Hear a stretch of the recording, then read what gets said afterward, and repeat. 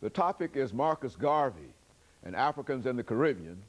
And we have with us to talk about Marcus Garvey and Africans who made up a very, very significant part of the international slave trade in that particular part of the world. Dr. AAl-Hadid, who is the chairperson of the Africana Studies Department at Tennessee State University. Dr. AAl-Hadid, the individual countries that we are talking about and the European countries that established these particular areas in the Caribbean, these countries were responsible in a real sense for what is known as the international slave trade. Give us some information in reference to the operation of this trade and how Africans reacted to being enslaved in this particular part of the country. Absolutely. Before we go forward in that direction, let's go back to the continent and see how things unfolded. I want to say something briefly about the Moors in Spain from 711 to 1492, and then when they were pushed out of Spain, and also when the Sudanic Empire, which was the third Sudanic Empire in Songhai, fell. Christopher Columbus then went out and he did his explorations in October of 1492. That was the beginning of the Ma'afa, or the Holocaust for African Americans throughout the world. So all of these avaricious European powers, the Portuguese, the Spanish, the French, the British, the Germans, they started taking initiatives to go around the world, establish colonies, go into Africa and kidnap people, foment wars so that they could get prisoners of war, and they brought them over here. So it created what is known as this period of primitive accumulation. And this is the period that laid the foundation for capitalism as we know it. Now, before, in the beginning of slave trade, they were just concerned about getting human labor power and then taking that human labor power to the colonists to go into the mines and bring out the gold and the silver and do the agriculture to produce the cotton and the tea and those type of things. And at that particular time, it wasn't not so much a matter of them using an ideology to talk about the inferiority of a people. But once this trade became lucrative, and also once they had the white indentures over here, they had to draw a clear line of demarcation between the white indentures who were enslaved for a specified period of time and the Africans who were enslaved as chattel for life. And so that's where the ideology of racism started to develop. So once slavery created capitalism, and then the ideology of racism started to develop.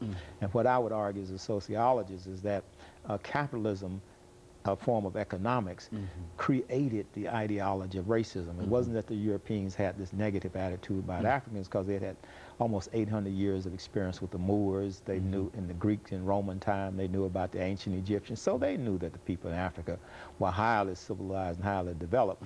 But they had to create this mythology so that to keep the white workers who were indentured controlling their plantations in their interest while they were running their royal families and feudalism in Europe, you see. And so this developed, and then eventually you created a situation in this country where you had the people divided along, lines of race and also lines of class. Now, when the American Revolution took place in 1776, of course, there was some talk about, we hold these truths to be self-evident, all men are created equal, but that really didn't apply to the Africans, because those that carried out the American Revolution intended to establish another white nation. They were not about the business of creating freedom for the chattel slaves. So they kept our people in bondage for almost another 100 years and basically had to fight another civil war in order to bring that resolution about.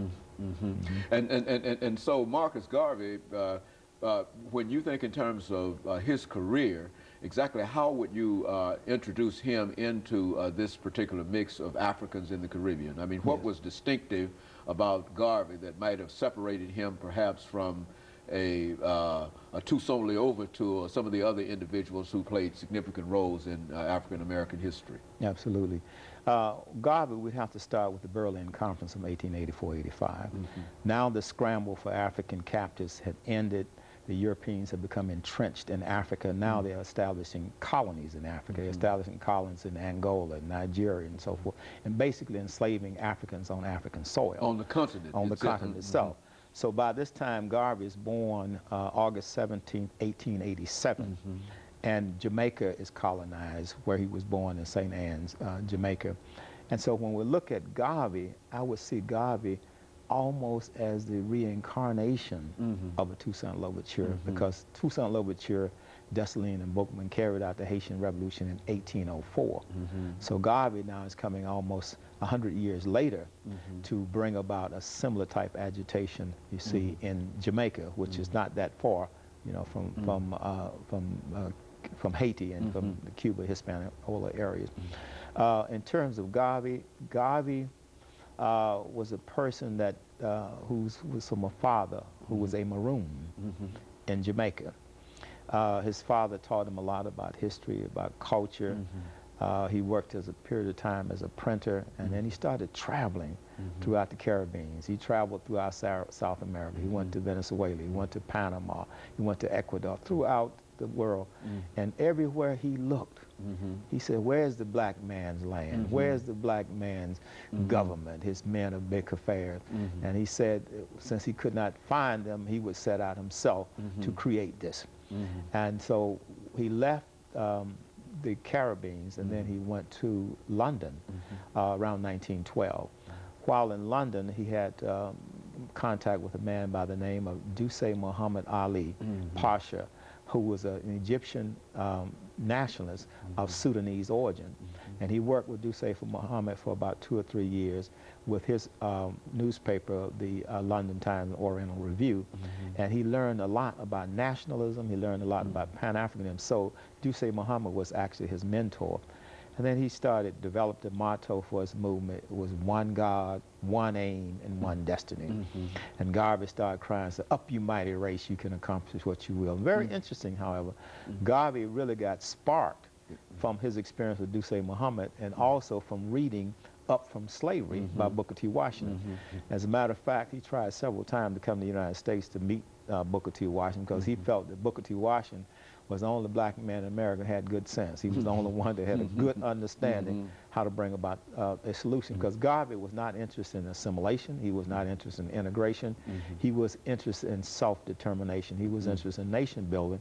And what he saw in the experiment in Tuskegee is that George Washington Carver and Booker T. Washington was actually laying a foundation for the infrastructure of building a nation. And that's why he was eager to meet Booker T. Washington. Unfortunately, when he got to this country in 1916, Booker T. Washington had passed in 1915. Very good. And of course, Dr. Al-Hadid, let's make preparations for this second commercial break, after which we'll come back and give you an opportunity to talk about Marcus Garvey and his influence in these particular areas. And we'll be back with you following this very, very short commercial break. Hi. The topic is Marcus